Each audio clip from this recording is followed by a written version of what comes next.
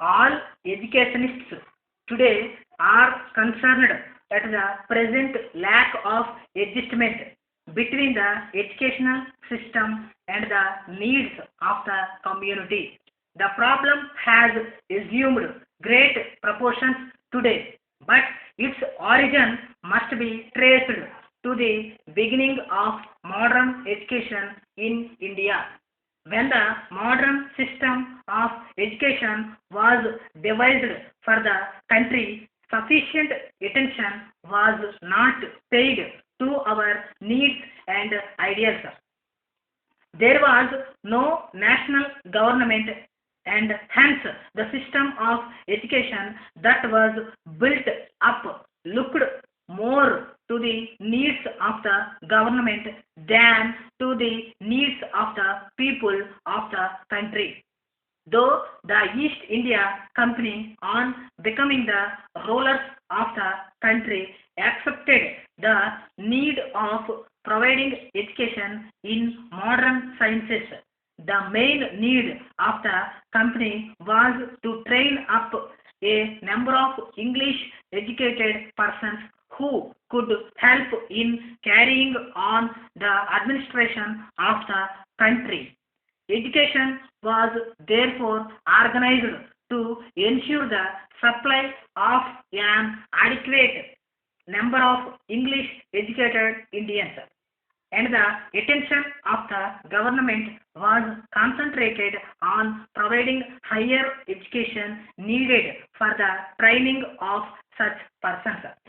Since, however, it is impossible to have students at a higher stage unless they have gone through the stages of elementary and secondary education. The company made some provisions for education at these stages as well. So long as the number of persons educated in English was not larger than that required by the government, there was no problem of the educated unemployed. This situation continued till the beginning of the 20th century. An English educated Indian was then almost sure of a job, but already a situation was developing when the supply of Indians with university education was becoming larger and larger than the demand. Government service could not absorb all educated Indians, nor had there been any development of commerce and industry which could profitable use such persons. In the last few years, this problem had steadily become more acute. We therefore find a growing volume of criticism against the existing system of education.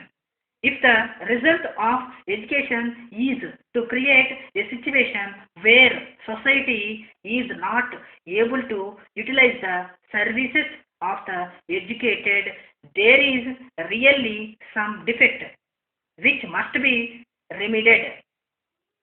Increasing stress is now being placed on technical education, but the position has not improved as there is no clear picture of how the national industries would develop.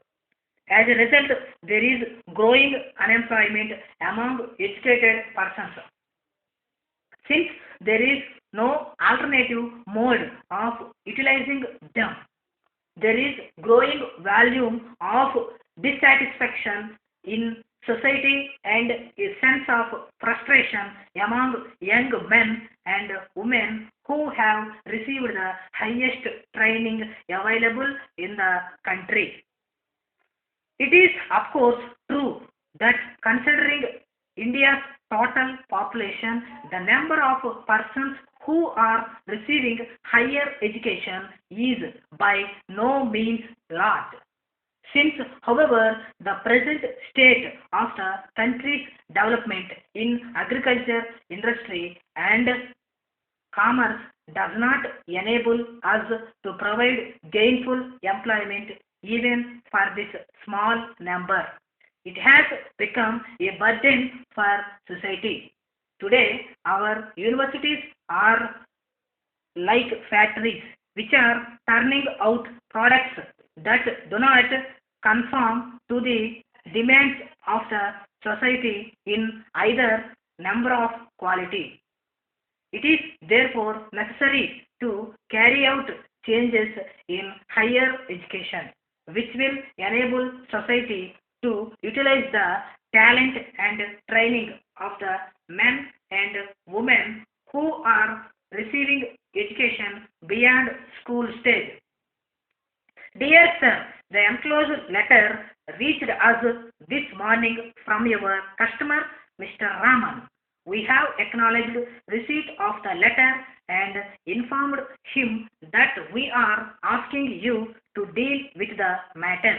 Please get into touch with Mr. Raman and arrange to visit his works as soon as possible.